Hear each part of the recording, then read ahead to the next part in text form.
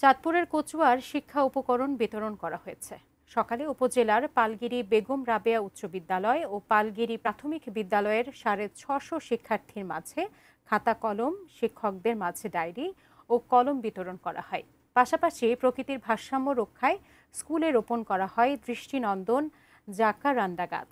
বিএনপির ভারপ্রাপ্ত চেয়ারম্যান তারেক রহমানের নির্দেশে অস্ট্রেলিয়া বিএনপির সাবেক সাংগঠনিক সম্পাদক ইঞ্জিনিয়ার হাবিবুর রহমানের এসব কর্মসূচি বাস্তবায়ন করেন। এ সময় তিনি বলেন, আজকের ছোট্ট শিশুরাই আগামী দিনের রাষ্ট্রনায়ক, সুতরাং তাদের শিক্ষার ব্যাপারে প্রত্যেকের যত্নশীল হওয়া উচিত।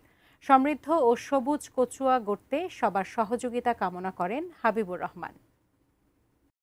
আজকের আগত সম্মানিত অতিথি ইঞ্জিনিয়ার জনাব মোহাম্মদ হাবিবুর রহমান স্যারকে সুন্দর মহতী উদ্যোগ নেওয়ার জন্য, শিক্ষা বান্ধব এই প্রোগ্রাম বাস্তবায়ন করার জন্য উভয় বিদ্যালয়ের পক্ষ থেকে আন্তরিক ধন্যবাদ জ্ঞাপন করছি। না করো, বাবা মায়ের কথা না শুনো, তাহলে তোমরা তোমাদের প্রতি ন্যায় বিচার করলে না। যদি ন্যায় বিচার করতে না পারো তাহলে কি দাঁড়াবে? যদি তোমরা ন্যায় বিচার করতে না পারো তোমাদের প্রতি, তাহলে কি দাঁড়াবে? দাঁড়াবে তোমরা জীবনে সফল হতে পারবে না। আমাদের জীবনে প্রয়োজন একজন খাঁটি মানুষ হওয়া। একজন মানুষ হয়ে আমি আমার জীবনে ন্যায় প্রতিষ্ঠা করে, আমি আমার সমাজে ন্যায় প্রতিষ্ঠা করে, আমি আমার দেশে ন্যায় প্রতিষ্ঠা করে একটি সুন্দর, সমৃদ্ধ, আধুনিক বাংলাদেশ গড়ে তোলা হচ্ছে আমাদের প্রত্যেকের দায়িত্ব। আজকে তোমরা যারা আমার সামনে দাঁড়িয়ে আছো, তোমাদের মধ্যে অনেক শক্তি লুকিয়ে আছে। যে শক্তি আমরা যারা এখানে দাঁড়িয়ে আছি, সে শক্তি আমাদের মধ্যে লুকিয়ে নেই। তোমরা কি আমার এই কথাটা বিশ্বাস করছো? কিভাবে বলো তো? বলতে পারবা কেউ? বলতে পারবা না, আমি বলে দিচ্ছি। গত 15 বছর 7 মাস, অলমোস্ট 17 বছর আমাদের দেশে এই যে ন্যায় বিচারের কথা বললাম, এই ন্যায় বিচারটি আমাদের দেশে ছিল না। এই 17 বছর কোন শিক্ষক যদি কথা বলতে চাইতো, শিক্ষক কথা বলতে পারত না। আমাদের বাক স্বাধীনতা ছিল না। আমরা আন্দোলন করেছি এর বিরুদ্ধে, কিন্তু আমরা সফল হইনি। যখন তোমরা মাঠে নেমেছ, যখন তোমাদের মতো জেনজি সামনে এসেছে, তোমরা যখন অন্যায়ের বিরুদ্ধে কথা বলেছ, তখন আমরা সফল হয়েছি।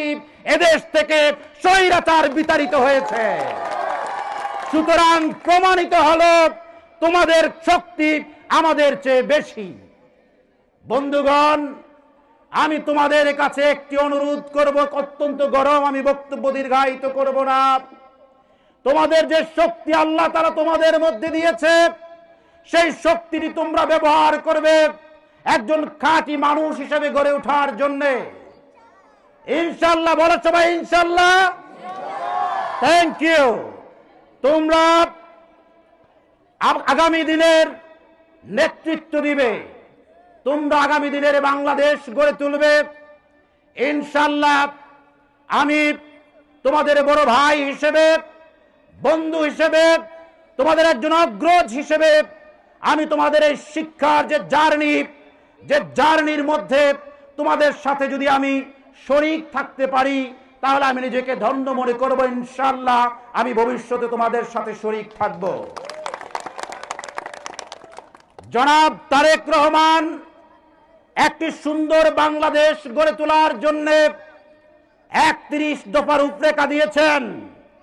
সে 31 দফা রূপরেখার মধ্যে 25তম যে দফাটি, সে দফাটি হচ্ছে চাহিদা ও জ্ঞান ভিত্তিক শিক্ষা বাস্তবায়নের মাধ্যমে ভবিষ্যতের যে চ্যালেঞ্জ আসবে, সেই চ্যালেঞ্জকে মোকাবেলার জন্য একটি দক্ষ জনগোষ্ঠী গড়ে তোলা।